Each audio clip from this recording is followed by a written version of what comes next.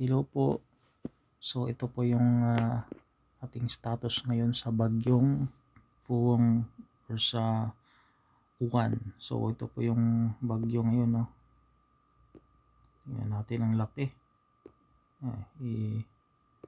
Ilayo muna natin. Ito yun siya. Yan. Live po ito. Sana po ito Zoom Earth. Search nyo lang yan sa Google. Yan. Umiikot ito yung bagyo. Sobrang laki, halos buong Pilipinas nito. Pero yung sentro sa Luzon area, sobrang laki talaga niyo. Yan. So lapitan natin. Ito yung tamaan talaga, pinakasentro ay yan, nakikita yan yan. So sobrang lakas to dito, pinakasentro. Zoom pa natin, yan, ito dito yan, tatama. Aurora pala, diyan sa tatama.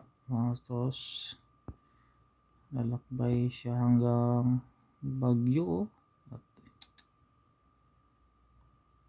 yan, Bagyo. Signal number 5 pa naman, super typhoon, sobrang lakas. Saan yung Sierra Madre dito banda? Sierra Madre dito lang ata. Dito yung Sierra Madre. Yan, dito banda sa gilid. Kaso lang ang Sierra Madre ngayon ay marami nang nag-mining, kaya mahirap na.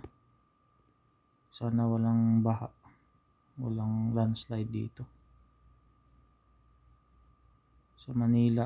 Dito tamaan ng konti, tamaan sa Metro Manila, hindi sa sentro.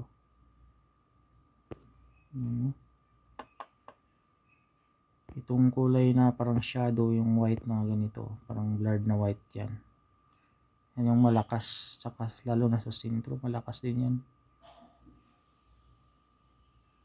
Sana hihina pa to.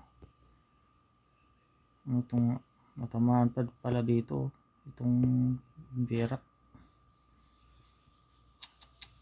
lakas nito.